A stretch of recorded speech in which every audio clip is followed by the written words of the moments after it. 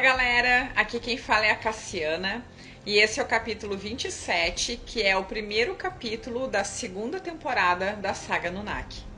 Na primeira temporada, que foi do capítulo 21 ao 26, vimos a história da humanidade pré-diluviana. E agora, na segunda temporada, a partir do capítulo 27, vamos assistir a história pós-diluviana.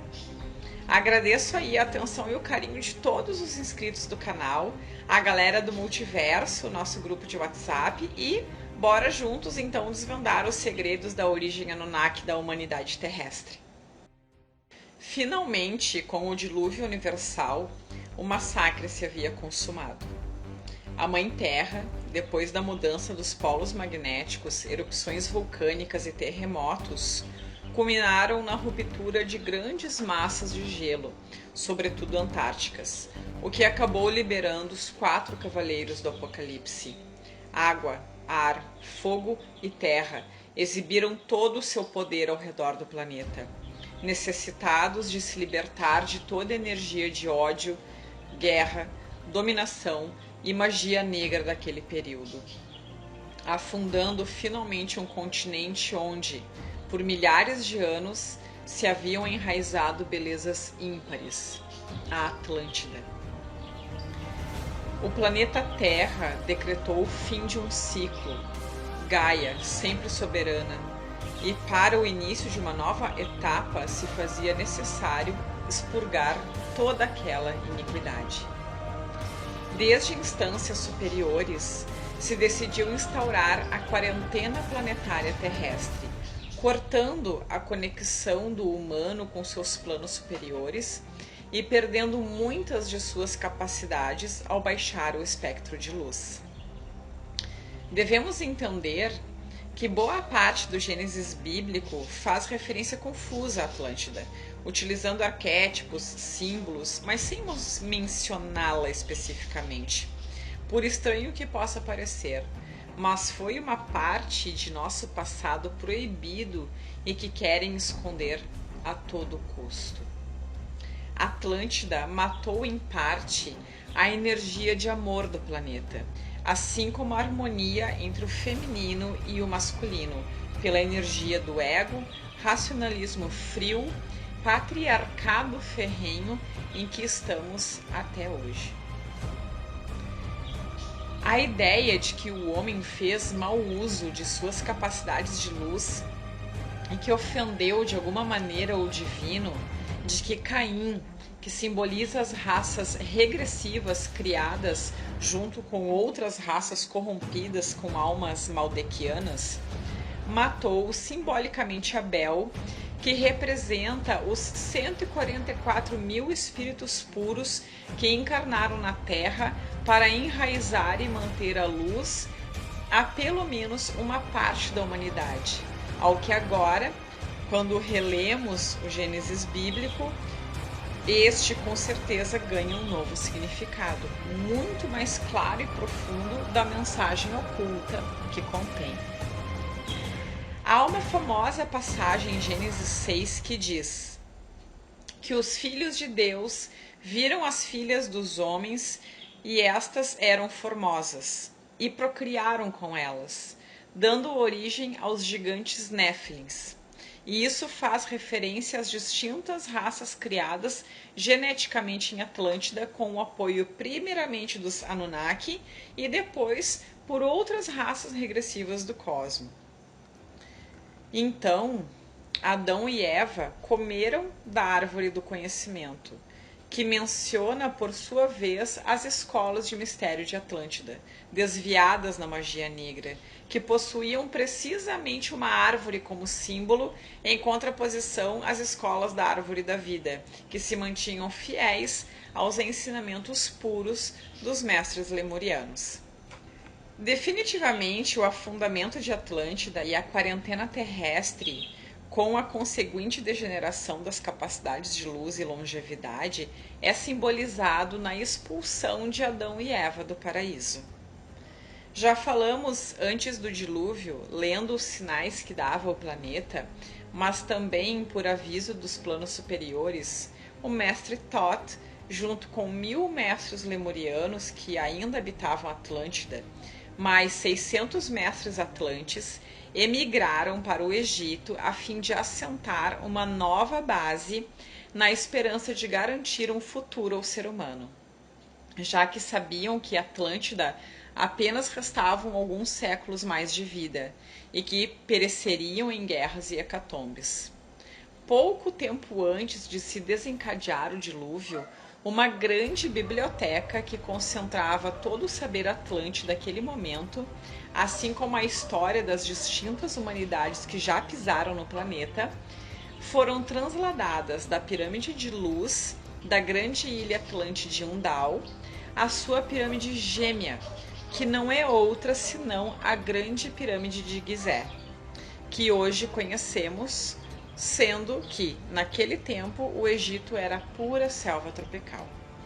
Esse material, além de livros, contava com quartzo, cristais e outros artefatos alquímicos que guardavam todo um saber ancestral, para elevar a consciência humana no momento adequado. Esse movimento sagrado foi comandado por Thoth, junto com 132 de seus tenentes, ativando e encerrando em instâncias interiores da Grande Pirâmide, ocultas até hoje, como também abaixo da Grande Esfinge, entre outras localizações. Há uma lenda que diz que uma câmara abaixo da Esfinge será aberta por 3 ocidentais, que o primeiro que verão será um retrato de cada um de seus próprios rostos, assim como escrito na parede a data do descobrimento, para que nesta hora percebam que não fizeram outra coisa além de cumprir uma milenária profecia. Depois de acalmadas as águas, desde os planos superiores se coordenou quais seriam os novos polos de sabedoria do planeta. Assim então, o lago Titicaca foi considerado Yin, o polo feminino, e o Egito, o polo Yang, como masculino. Designou-se o Tibete como polo neutro do equilíbrio planetário. Já foi comentado em capítulos anteriores sobre o poder co-criador da humanidade, que nós criamos a realidade com nossos pensamentos, de tal forma que os pensamentos negativos criam uma egrégora que afeta o planeta e que a Terra purga essa energia em forma de terremotos, vulcanismos, tsunamis e outras ditas catástrofes naturais. Um exemplo de um balanço com relação a isso são os monges tibetanos, que o que fazem é mandar amor para o planeta em meditação, emanando energias para contrabalancear os aspectos negativos dessas egrégoras. Isso é realmente o trabalho que realizam estes monges até os dias atuais, entre os quais reencarnaram seres destacados como Buda Gautama, entre outros.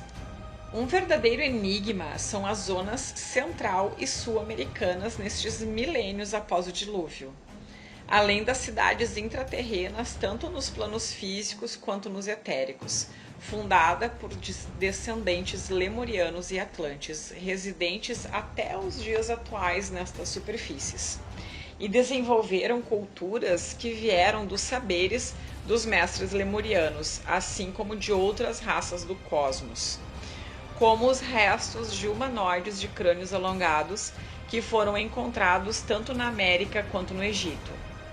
Como se diz, um autêntico mistério enterrado através dos milênios, sua quase desconexão com o velho mundo e por estar muito de seus vestígios tapados pela selva. Quantas cidades e pirâmides estão enterradas na América Central, Equador, Bolívia, Peru ou na imensidão do nosso querido Brasil? Quantos mistérios essas terras escondem até hoje em dia é um delicioso enigma. Há de se dizer até onde pode chegar tudo isso, por fontes filtradas procedentes dos programas espaciais secretos, que existiria na Antártida vestígios de cidades apresentando as mesmas estruturas de pedra em forma de H que podemos ver, por exemplo, no complexo monumental de Pumapunco, em Tihuanaco, na Bolívia. Junto a elas estariam os mesmos humanoides de crânios alongados presos na Antártida e congelados nas geleiras milenárias, dando a impressão que um evento climático quase instantâneo, inevitável, como se os tivesse surpreendido, deixando-os incapacitados de reagir. Aqui devemos também falar sobre as possíveis pirâmides da Antártida. Sua construção algumas centenas de anos antes do dilúvio, calculado segundo os graus de inclinação que apresentam em referência ao Polo Norte, onde seus construtores bem poderiam ser os mesmos humanoides de crânios alongados, frutos da hibridação entre humanos e raças insectoides, possíveis protagonistas tanto em culturas mesoamericanas, antártidas e egípcias. Há também de se comentar que crânios alongados foram encontrados nos 5 continentes. Terras como Canadá, Peru, Malta, China, Egito, Ilhas Canárias, Austrália e recentemente em 2016 na Coreia. Estes são contínuos exemplos desse fenômeno. Evidentemente, muitos são crânios humanos frutos de deformação por pressão mecânica através de fortes bandagens, aproveitando quando os bebês ainda têm o crânio mais flexível. Apesar que em algumas culturas a aristocracia realizava isso por estética para diferenciar-se do povo comum. Mas o motivo real que a maioria realizava o procedimento era para assumir a aparência dos deuses. Caberia agora perguntar como é possível que deidades em 5 continentes tenham justamente esta aparência aos olhos do ser humano? Alguns falam, como temos dito, frutos de hibridação entre extraterrestres e humanos. Outros apostam que tratam-se de outras espécies de humanoide que existiram na antiguidade e em um dado momento foram extintos. Seja como for, em alguns restos desses crânios, mais especificamente os crânios de Paracas e os descobertos nas Ilhas Canárias, tem um volume craniano muito maior que a de um ser humano, não sendo, neste caso, plausível a explicação de deformações cranianas. Um crânio pode ser deformado, mas não ganhar com isso semelhante volume, quase o triplo do normal, e também não seria fruto de alguma enfermidade. Além disso, não possuem fissuras craniais, como as que possuem os seres humanos, fruto da soldagem das distintas partes do crânio ainda no período da formação do ser humano. Também há outros detalhes nos crânios de Paracas, assim como das Ilhas Canárias. Possuem restos de cabelo, e eles são, curiosamente, ruivos. Para os que acompanharam a primeira temporada da saga, esse dado pode nos colocar na pista de um cruzamento entre as raças de cabelos vermelhos atlantes. Lembrando, claro, que isso é apenas uma suposição. E o enigma dos crânios alongados segue à espera de revelação. Mas você pode estar se questionando qual a lógica do panorama Anunnaki antes do dilúvio. E a posição dessa saga é que, mesmo o evento tendo uma origem natural, os Anunnaki, cientes previamente, aproveitaram o momento para potencializar a catástrofe, sendo que uma de suas ações teria sido trazer a Lua para a sua posição atual, multiplicando drasticamente os efeitos devastadores do evento. Esta aproximação causou, por pressão gravitacional, que uma camada superior da atmosfera se condensasse, provocando o que é relatado em centenas de lendas antigas que choveu durante dias como nunca antes na história. Tudo isso é motivado pelo objetivo de destruir, sobretudo, as raças de gigantes antigos, que por seu poderio, tanto físico quanto suas capacidades suprafísicas, eram um obstáculo para o plano de dominação terrestre. Há, na mitologia suméria, concretamente no conhecidíssimo poema de Utnapishtim Ziusudra em sumério, também conhecido como Atrahasis, ou muito sábio da epopeia de Gilgamesh, é, para nós ocidentais, o personagem conhecido como Noé. Passagens que não se deram muita importância e não se refere às mensagens literais de suas palavras, mas sim ao sentido oculto, que um acadêmico ou leitor distraído pode nem chegar a notar, mas para nós, estudiosos e buscadores da verdade oculta, é possível ressignificar o sentido escondido entre traduções formais sobre a verdadeira natureza dessas deidades que governavam nosso planeta desde milênios. Neste poema, que influenciou fortemente o Gênesis bíblico e resumidamente diz que fala sobre o deus Enlil que, enojado da humanidade, pressiona em discurso aos demais deuses para que, baixo um juramento, não ajudem nem avisem a humanidade do dilúvio. Nesta assembleia, Enki é o único que dá a cara pela humanidade, com palavras como a seguinte: deste modo, com a criação do homem, eu vos desonerei de vossa pesada carga, impondo a eles o vosso trabalho.